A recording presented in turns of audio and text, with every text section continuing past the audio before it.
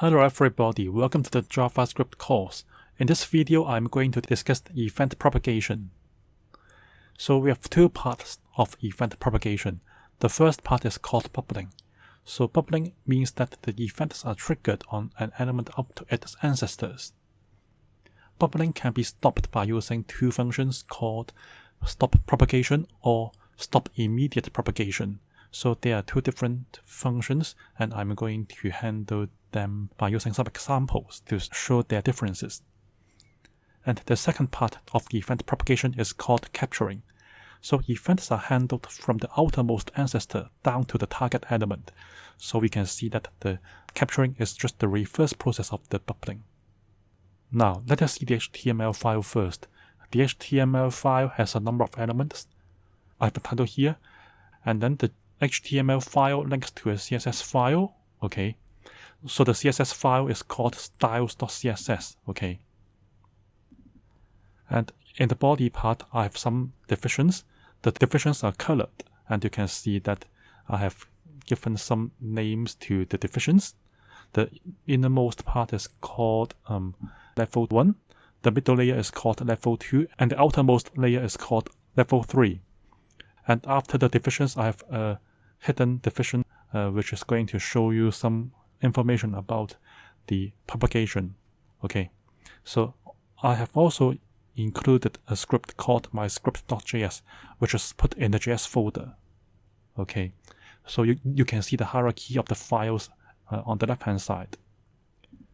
So for the styles, it just refers to the color of each of the levels. So the level 1 is just the top left part, level 2 is just the yellow part, and level 3 refers to the green part. Okay, and you can see that level 1 is covering level 2 as well as level 3, and level 2 is also covering level 3. Okay, so let me go to the JavaScript file. In order for me to use the strict mode, I must say used strict on the first line of the JavaScript file. Okay, so let us go to the topic for this video, which is called event propagation. It has two parts. The first part is called bubbling, and the other one is called capturing. So for bubbling, an event is triggered on an element, then the event on its parent is also triggered, and the events on the further ancestors are also triggered. So what does it mean by that? So when an event happens in the inner part, the event handlers in this inner part is triggered for sure. After the event in the inner part has been triggered, the outer part would also have their event handlers triggered. So let us see an example. I already give the three levels as level 1, level 2, and level 3, and I've already picked them up by using the getElementById method. Okay, level 1 means the inner part according to the styles file. So the first part is the brown part, the second part is the yellow part, and the third part is the green part. Okay, so I have also picked up the info box, which is just the division underneath the colored boxes. Okay, so I'm going to show something underneath the pattern on the web page.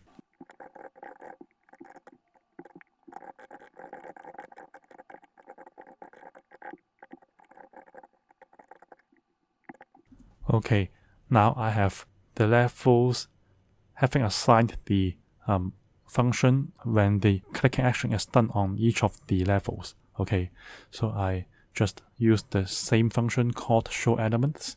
So that means when I click on each of the levels, I'm able to show the ID of that colored part together with the event.target.id. So what does it mean by the event.target? The event.target would return the deepest element that initiated the event. So when I click on the brown part, it means that the brown part initiated the event. When I click on the yellow part initiated the event. And when I click on the green part would initiate the event. So in order for me to access the event.target, we need to pass an event object to the handler function. That's why I have to say showElements event here. The event here is meaning the event object that is passed to the function. Okay, so we must have the event object to make the event.target work. Okay, so let us see the result. Save, reload. So when I click on the brown part, which means the level 1, you can see that I can have level 1 being the ID of the element being clicked, and the event target is level 1 because I initiated the clicking on the brown part, which is the level 1. And when I just click on OK, I can see that I will have another alert window coming out. The alert window shows that the ID is level 2. That means I'm able to trigger the event handler on the top level, which means the level 2 here. Okay, so this part has a certain event handler, and when I finished the event handler on level 1, I'm going to handle the event that happened on level 2. So that is meaning the bubbling. So when the inner part has handled the event, the upper part or the ancestor or the parent would try to handle the event. So you see that level 2 becomes the current ID that calls the show element function, and the event target is still level 1 because it is actually the brown part that initiated the whole action. So when I click on it, I'm able to see level 3 being the answer to the ID.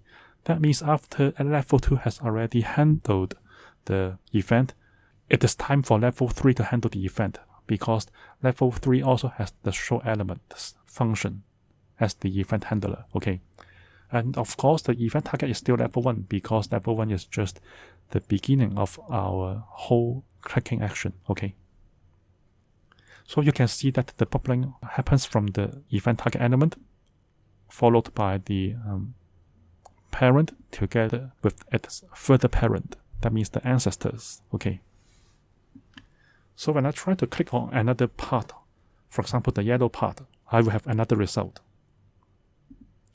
Now level 2 becomes the event target because I really click on the yellow part, which is level 2.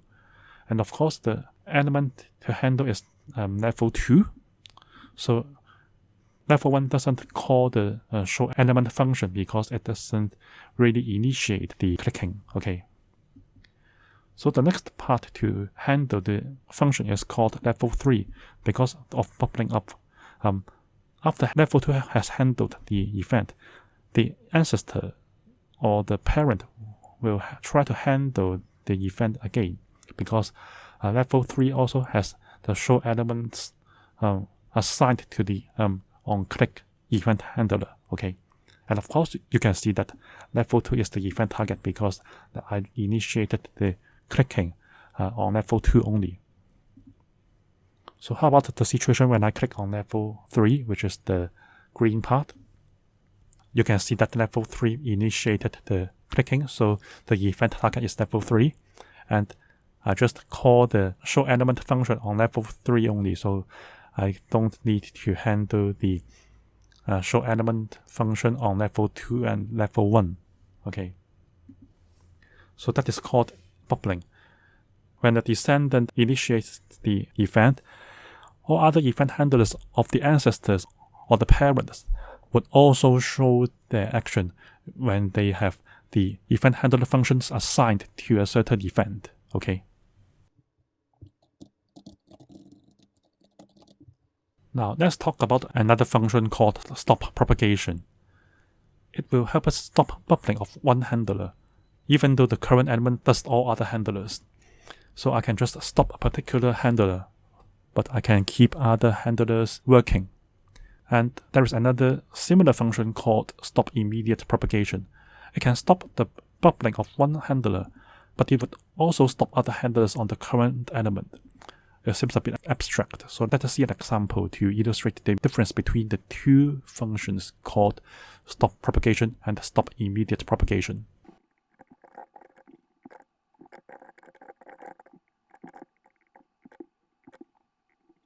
Now I have the same elements assigned to the variables called level 1, level 2, and then level 3 together with the info box. And then I want to add event listeners to each of the levels. So the first event to handle is the clicking action. So if any of the level is clicked, I just do the show element function, which is having the same content as before. And in addition to doing the show element function, I'm also going to do another function. So when I do the clicking, in addition to doing the show elements function, I'm also doing the show coordinates function. And the show coordinates function is shown here, okay? I just show the window coordinates, okay? So I have two functions to handle when I click on any of the levels. So the show elements here would be the first thing to do because it is the first function to handle according to the order of the introduction of the event listeners, okay? So after handling the show elements function, I'm going to do the show coordinates function. So since the show elements function is the first thing to do, I'm able to see the effect of the stopPropagation and the stopImmediatePropagation function.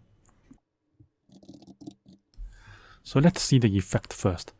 Of course, when I don't do any of the two functions called stopPropagation or stopImmediatePropagation, I'm able to handle both actions.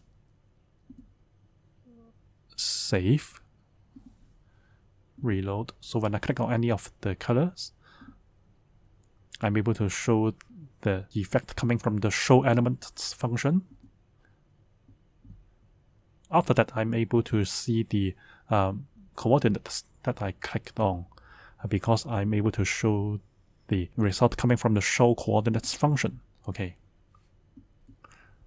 And you can see that I can handle the two functions by using the event listeners, okay?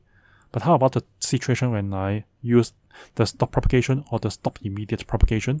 Let us see the first case when I use the stopPropagation function. So you will expect that the show coordinates will still work. Save, reload. So when I click on the innermost color, I can show the level 1 content because it is level 1 that initiated the clicking action. And after that, I cannot show the bubbling. So you can see that all other event listeners about the show elements action cannot be done because I already stopped the bubbling here by using the stopPropagation function. So the action cannot be propagated to level 2 and level 3. And the show element action can only be done on level 1, okay? So this is the meaning of the stopPropagation.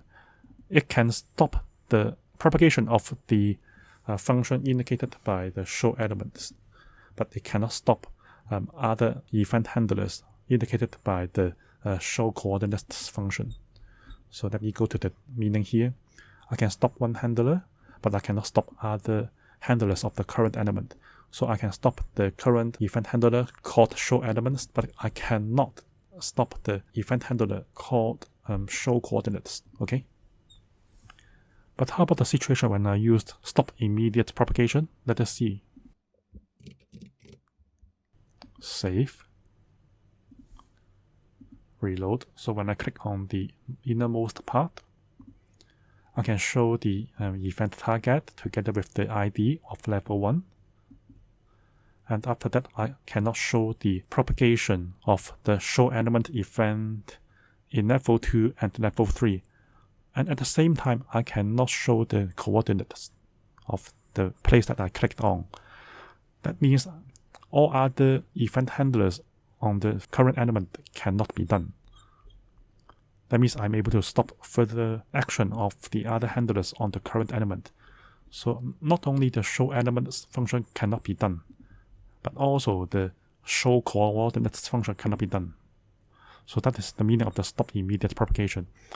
It seems that it is stricter than the stopPropagation because it can stop the propagation of other event handlers on a given element, okay? So when we use the stopPropagation and the stopImmediatePropagation functions, we have to say event.stopPropagation or event.stopImmediatePropagation. That means we pass the event object to the function, and then we tell the event object to stop the propagation accordingly, okay?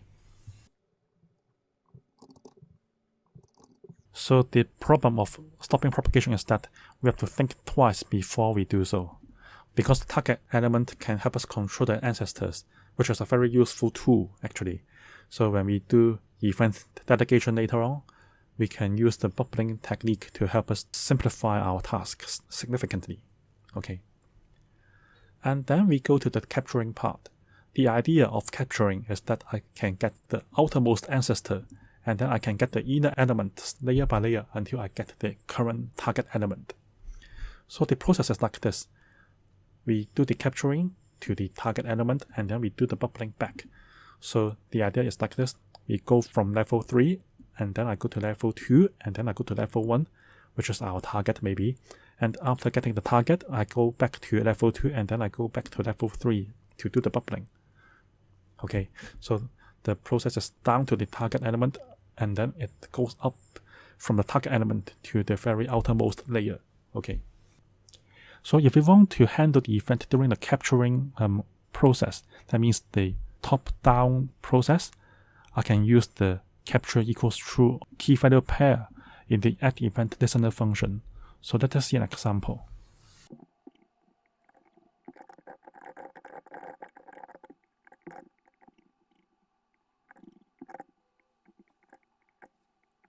Okay, I pick up the 3 elements back by letting them as level 1, level 2, and level 3, and then I add event listeners to each of the objects. So when I do the event listeners, I have to say capture equals true included at the end to indicate that I do the action when I do the capturing. That means when I go from the uppermost layer to the innermost layer, I'm already doing the event handler instead of just waiting for bubbling to do it. So let us see. The show function is still the same thing. I show the ID together with the event target. So when I click each of the layers, I'm able to do the function called showElements during the capturing process. Save. Reload. So when I click on the level 1, which is the innermost part, I can see that level 3 is the ID because even though the action is initiated from level 1, when we go to the HTML file, we can see that level 3 is the uppermost level. So due to the capturing process, the uppermost layer is already doing the showElements function. Okay, so when I click on it, you can see that the next level to do is level 2. So the capturing process is now reaching level 2. And for level 2, I can show the corresponding ID together with the current target, which is level 1, of course. And after that, I'm able to go to the deepest level of the capturing action. So I can see level 1. And of course, level 1 is still the event target because it is level 1 that initiated this clicking. Okay. So you can see this process of capturing from the uppermost layer to the innermost layer. Okay. So that is the meaning of the capturing right here. So when I say capture equals true as part of the argument of the addEventListener function, I'm really able to do the process from the uppermost layer to the innermost layer. Okay. So we have to notice something. If stopPropagation and stopImmediatePropagation functions are done during the capturing, the bubbling would also stop. That means we can't do further bubbling if we use these 2 functions in the capturing process. Okay. So this situation applies to the case when we do the bubbling after the capturing. But for my case, I don't do bubbling. That's why I'm not able to see the effect even though I add stopPropagation or stopImmediatePropagation in my current example. Okay. So this video has already talked about so many things about bubbling and capturing. Bubbling is the process from the innermost layer to the uppermost layer. Okay, so the innermost layer has some event, and the event handler would be bubbled up to make the event handlers on the upper layers to execute. And also we talked about stopPropagation function and the stopImmediatePropagation function to help us stop further bubbling. But of course, we have to notice the differences between the two functions. For stopPropagation function, other handlers can still execute it. But for stopImmediatePropagation function, other handlers of the current element cannot be done. Okay. And for the capturing part here, capturing refers to the action from the uppermost layer to the innermost layer. So we just use capture equals true as part of the argument of the addEventListener function to help us do the event handling from the uppermost layer to the innermost layer. This is the end of the video. If you have any questions about my video, please leave your questions on the comment section below the video. If you like this video, please give me a like and please subscribe to my channel. Thank you for watching.